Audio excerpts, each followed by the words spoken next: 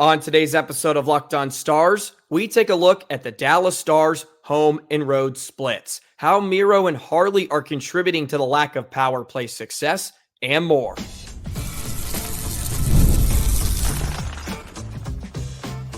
You're Locked On Stars, your daily podcast on the Dallas Stars, part of the Locked On Podcast Network, your team every day. Howdy, Stars fans. I'm Joey Erickson, former producer of 105 Through the Fan. Please be sure to subscribe. We are free and available wherever you get your podcasts and on YouTube. And as always, thank you so much for making us a part of your day and making us your first listen. The Dallas Stars are almost unbeatable at home, but on the road, it's a much different story. Today, we dive in to some of the numbers in the home and road splits for the Dallas Stars this season. Also, how Miro and Harley are contributing to some of the lack of success on the power play. It's not the whole story, but they are a part of it. And I wanted to get to some of the stats from the first quarter of the NHL season. This article was put out a few weeks ago by NHL.com, and it was very, very interesting, and I want to get into that as well. It's a jam-packed episode on a Wednesday of Locked On Stars. Be sure to like, comment, hit the subscribe button, and notification bell. Never miss an episode of Locked On Stars. Today's episode is brought to you by FanDuel. You can start the season with a big return on FanDuel. New customers can place a $5 bet, and you'll get started with $150 in bonus bets if you win your first $5 bet. Visit FanDuel.com to get started. So last season, the Stars were impeccable on the road. They had the best franchise record in terms of points and wins away from the American Airlines Center last season. And so far this year, it's sort of flip-flopped. The Stars at the AAC are almost unbeatable. One of their losses came on the road, which was in Finland, but they were the home team. And the other was in that kind of wonky game against Anaheim where they lost 4-2. So let's dive into some of the numbers on the home and road splits. So the biggest discrepancy between the splits is the goals against average, which usually is a good indication of how your team is doing in any building. And at home, I mean, the Stars are allowing 2 goals per game. That is third in the NHL, just behind Toronto and Los Angeles. If you look at the amount of points at home this season, the Stars have played 13 games and they have 22 points. If they win their next home game, they'll be tied for the most points with Toronto, who have played a couple of extra games at this point in the season. I'm recording this before some of the games have gone final across the league, but I believe Toronto was on the road tonight. So if Dallas wins on Thursday, they will jump into first. So they are not only a good team at home, just in terms of their record, but in the entire NHL. And they're scoring quite a bit at home too, 3.85 goals per game. It isn't as big of a gap in terms of their road splits. So you look at their goals for on the road, 2.93 opposed to 3.85 at home. Obviously, that's a pretty good jump. The goals against is where it gets pretty large. They're giving up 3.07 goals per game. So it's well over 1 goal per game on the road this season. And that ranks 17th in the NHL. So they're right around middle of the pack. And you look at the teams that are scoring the most or giving up the least, like Minnesota and Winnipeg. Those are a few of the teams that, of course, are leading right now the Central Division and are leading the Western Conference, like New Jersey's put up some really good numbers on the road this season as well. So they're not as strong defensively, and you could probably put in there the goaltending is lacking on the road. And we really got treated to that over this past week when you look at their game against the Kings. And Otter wasn't fantastic in that game. Some of that was funky bounces. It's not all on the goaltending, but if you remember last season, Jake Ottinger on home ice was really poor in terms of his statistics. You looked on the road, he was a top 5 goaltender. If you look at the road save percentage this season for Jake Ottinger, he ranks 18th in the NHL at 889%. that is about middle of the pack. Now you switch it back to home. I bet he's somewhere in the top 10. Oh, looky there. He's number 1 because he's unbeaten at home. He's 10-0 at the American Airlines Center, and he has a .929 save percentage. So very, very similar to what we saw last season, except it was flip-flop, where Otter was impeccable on the road, just wasn't quite the same on home ice. And we, of course, have broken down the power play. That has been a really, really hot topic. The Stars' home power play is still amongst the worst in the NHL. They are 31st now, I believe. I can get you the exact power play percentage, 10%. They're 31st. Utah is the only team behind them. On the road, it's much better. It's not great, but it's 11th at 23.9%. So a very, very large discrepancy there, almost 13 points worth of difference. PK at home is really, really lights out, 88% this season. On the road, it's not atrocious, but it's 77%. So about, 11-point difference, and that's about middle of the pack. And that's a huge difference in terms of winning and losing. You look at the game against Carolina where they blew a 3-goal lead, 2 power play goals in that one. I think they gave up 3 power play goals total. I think 2 of those came in that third period, though. Special teams goaltending, right? Usually indications of how many games you're going to win. And there are pretty large discrepancies in how the Stars have been playing on the road and at home this season. Why? I don't know. I wish I could give a fantastic answer at that. I'm almost befuddled on it. You can look a little deeper into some of the individual statistics, but there aren't large discrepancies there either. We already know about Jason Robertson and Johnston, some of their struggles to score, but we know about Duchesne and Marchment, how productive they have been this season. And there aren't large differences between individuals on Dallas and their offense on the road. That's number one, right? If you look at home this season, Duchesne leads the Stars with 13 points. Marchment is there at 12. On the road, Duchesne's at 16, Marchment at 15. Jamie Benn has quite a difference. He has 5 points on the road, and he has 11 points at home this season. So not a large, but you look at everybody else, it's pretty neutral. Roope Hintz, right, who's had sort of a quiet year. He's got 10 points at home, including 7 goals.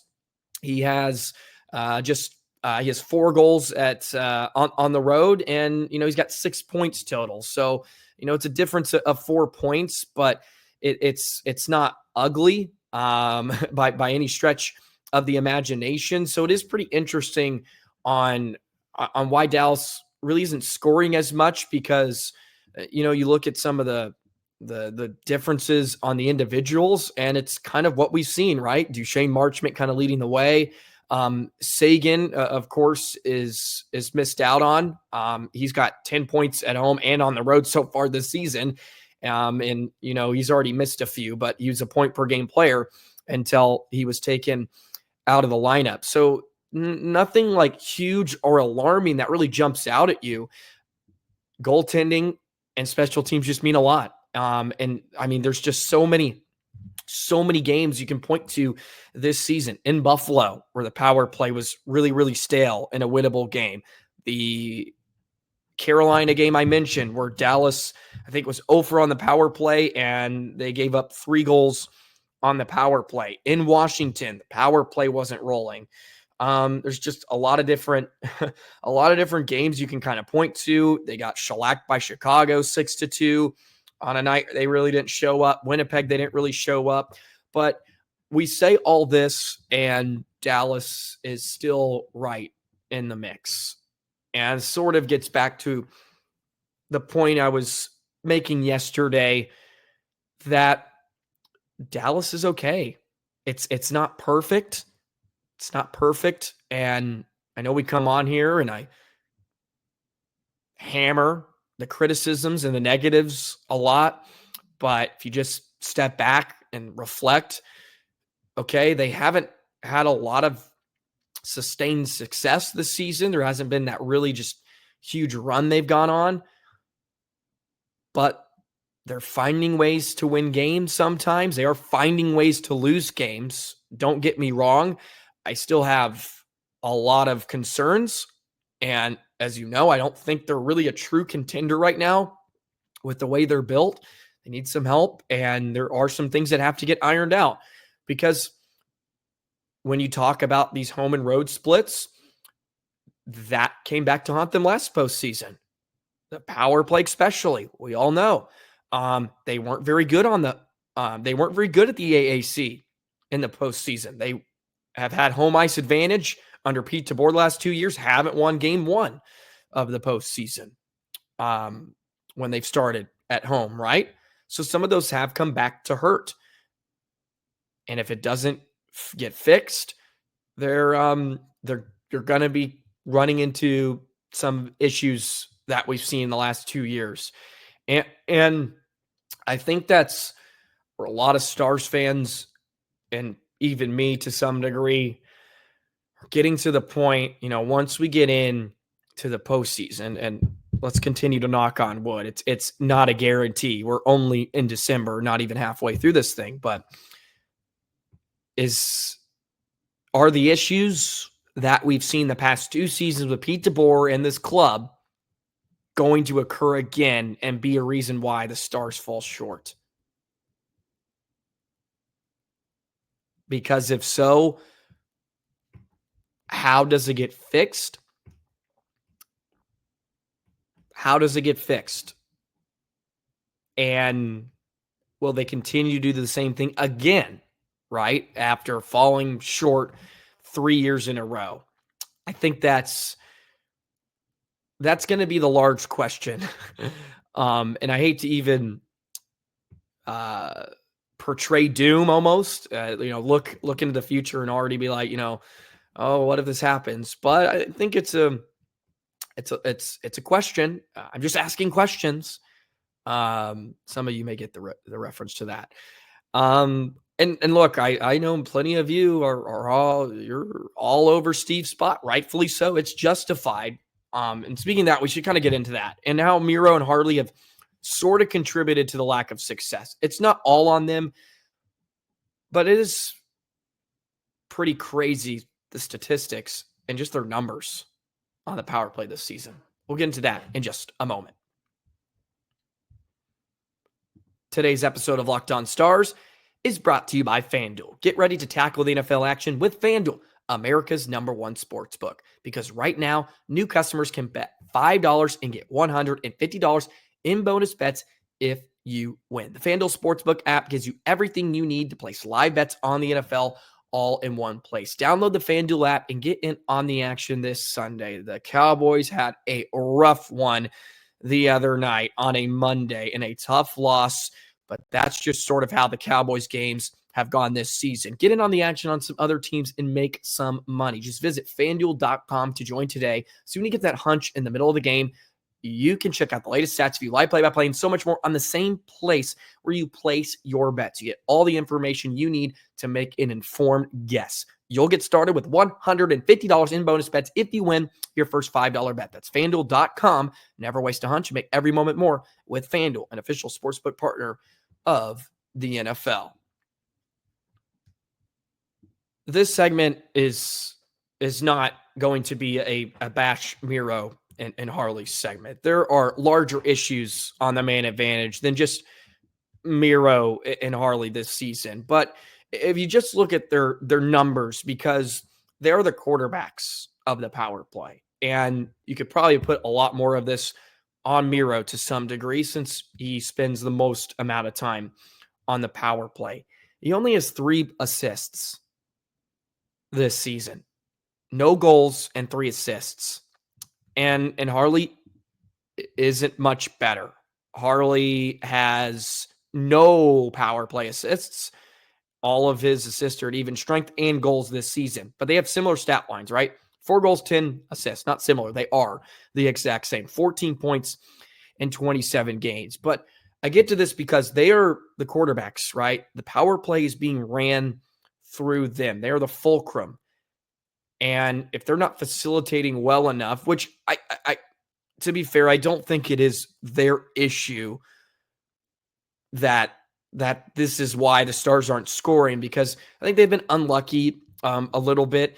You look at the expected goals on the power play. I mean, just Johnston, Hintz, Stankovic, Robertson are so low in expected goals this season per 60 minutes. If you look at this graph, this is from Money Puck. Robertson 1.76 expected goals per 60 minutes on the power play this season. That's like really low. Like Stankoven's below him. Even Hintz is below him. Duchesne even only 1.4.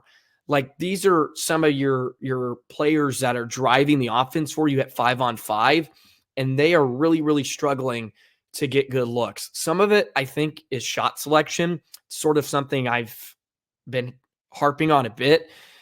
You see Robertson, there's just a lot of shots from outside the circles. They don't get a ton of traffic. They're still trying to figure out, I think, how to navigate without Joe because he was such a presence in front of the net. And Dallas just really does not have someone that can fill that void right now. Frankly, I think the Stars have to change the philosophy and how they go about the business of their power play, because nothing's really changed. But it feels like this is going to be a problem the whole year. And look, they have nights where it looks good, and there are spurts. There's a few games here and there where it's like, okay, it's in a rhythm. But when push comes to shove, I feel like Dallas almost needs to just change the whole philosophy around how they go about it.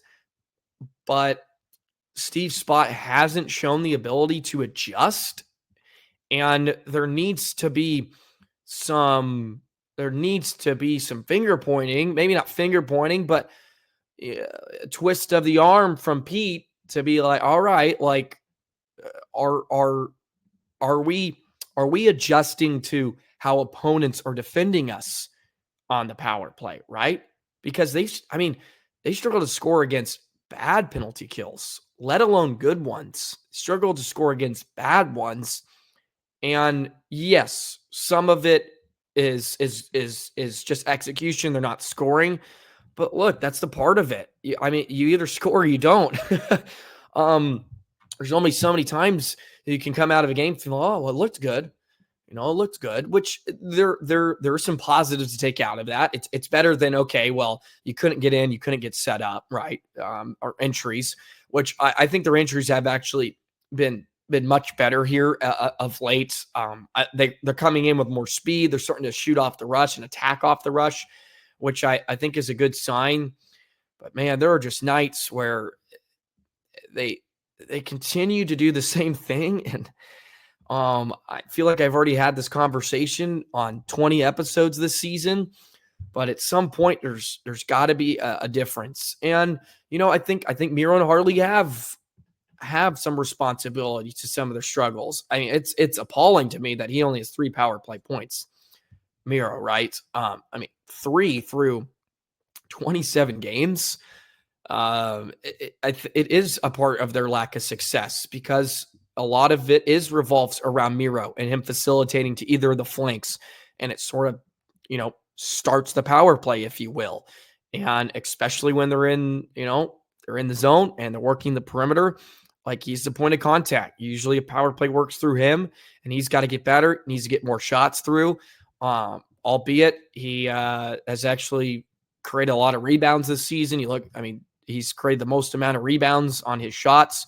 But they don't have Joe in there that's deflecting every puck that comes home. So they still need someone to fill the void on the power play. But you look at the discrepancies, and we got into this in the first segment. The home and road splits are appalling, because it's the same units. They haven't really changed up a lot. I know that there are some some people out there believe, yeah, put Dadonov on there. He's gotten some looks, maybe even Sam Steele. Maybe it is time to change that personnel. Almost just get something different, something new to wake him up. And, maybe if you put some other guys that are deserving of the power play. I mean, the power play goals in general, Dadonov has more power play goals than Jason Robertson, ladies and gentlemen. Evgeny Dadonov. Daddy's got 2 goals this season on a power play. Robo's got 1. Robo's got 1 power play goal. The year he had 109 points, he had 13 power play goals, and he had 8 assists, or 28 assists, excuse me. I mean, look at that. His power play numbers were absurd. 28 plus 13. What is that? 41. He had 41 power play points out of his 109. He's not even going to sniff that this season unless he goes completely bonkers the rest of the way, which would be a welcome sight. But I mean, look, and this is, it's a much larger story than Miro and Harley, but Duchesne leads the Stars in power play goals of 3, and Seguin too. Seguin has missed 8 games this season. Johnston and Roope have a combined 4 power play goals. Marchman only has 1, which is surprising, but he is doing a lot of his damage at 5-on-5. So I think that sort of sums up how the power play has been going this season. Hasn't been particularly great. It's almost shocking. It really is, because they've been in the top 10 the last few seasons. But this is a problem that dates back to the spring. And I don't have a lot of faith in it to change, I guess. Sort of where I'm going with this if the postseason rolls around. But you never know. Teams get hot. Teams get on streaks. And you have to think at some point it's going to get rolling. It's just they're too talented. They really are. And I think some people probably roll their eyes at that, like, oh yeah, talent gets, which is fair, which is absolutely fair. Alrighty, there was an article from NHL.com. They put this out a few weeks ago at the quarter mark and just had some overarching statistics about the league this season. There was some interesting stuff that I wanted to get into, so we'll do that in just a moment. Today's episode of Locked On Stars is brought to you by PrizePicks. If you love sports, you're going to love PrizePicks, the best place to turn your sports knowledge into real money. Whether it's hockey, football, or any of your favorite sports, PrizePicks makes it easy to get in on the action. Here's why you need to start today. You can win up to 100 times your money and actually make it 200 times your money on PrizePicks. Get $50 instantly when you play your first $5 lineup. You don't even have to win. The $50 is guaranteed. PrizePicks also offers fun weekly promotions like Taco Tuesday, where select player projections are discounted up to 25%. And this week on PrizePicks, the hockey board. Jack Hughes, more than 4 shots on goal. Artemi Panarin for more than 1 assist. It's so simple to make the picks and have fun with friends and potentially cash out fast. You hit on some of your projections, you can win 200 times your money. Download the app today. Use code LOCKEDONNHL to get $50 instantly after you play your first $5 lineup. Don't even have to win. Download the app today. Use code LOCKEDONNHL for $50 instantly after you play your first $5 lineup. $50 instantly. PrizePicks. Run your game. The NHL quarter mark. This was an article put out on November 23rd, and it was just some of the stats through the first, it says 314 games played. And there was some really, really interesting stuff that I sort of wanted to dive into. The first one they have on here is 77.6% of goals scored at even strength this season. Even strength scoring at highest rate in 50 plus years. The goals per game rate stands at 6.1 or higher for a third straight season, the only such stretch in the past 30 campaigns. Of the 1,909 goals scored in regulation and overtime, 77.6% have come at even strength, the highest such rate in 51 seasons. The last higher was actually 79% and 72 .73. It says the league-wide save percentage stands at .902 or lower at this stage in consecutive seasons for the first time in the past 30 campaigns. That was the same in 23-24. Only 3 seasons since 94-95 have ended with a league-wide save percentage of .902% or lower. So it is interesting that more goals are being scored at 5-on-5. So maybe Dallas is just sort of, when you talk about the power play discussion, power play percentages may be just down across the league, but it looks like save percentages aren't very high too, which can somewhat figure itself out. And you have to bear in mind it's the first quarter of the season. Sometimes goaltending and defenses take a while to figure themselves out, and you don't get some of the crazy games you can see early in the season where you just get some absolutely crazy high scoring affairs. So, I think it's good for the game that even strength is doing better. I'll be honest, I can't stand power play and special teams fests. They're not really entertaining to me by any means. And maybe that's a pretty rare opinion or not a favorable opinion, but man, I just watching power plays aren't that fun all the time. Maybe I'm saying that as a Stars fan that feels like their power play's not doing good, but I'd rather watch teams go at it 5-on-5. I think you get a much better indication of who the best team is on any given night. But of course, you're going to have penalties. You're going to have power plays. Talks about Connor Hellenbuck and the fantastic start he has been on. The Gen Z part was pretty interesting. I'm part of the Gen Z generation, so I thought this was pretty neat too. It says 2024-25 campaign. It's already seen the debut of 8,600 players, or the 8,600th player in league history, and could mark the last season in which millennials outnumber Gen Z. So right now, millennials are 51% of the league, Gen Z 49%. There are currently more Gen Z skaters in the NHL more than millennials, and millennials hold the edge over Gen Z in the number of goaltenders. So 47 millennials and 29 Gen Z. So Macklin Celebrini, the youngest player, and of course you have Stankoven and Michkov and Lane Hudson and all those as well. Another one that I thought was probably good sign for the league as a whole. I think for fans in general, maybe not, but teams finding a way to end it in OT. Trends show overtime games ending before shootout. 77.8% of games past regulation have been decided in 3-on-3 overtime, the highest rate ever at this stage of a season.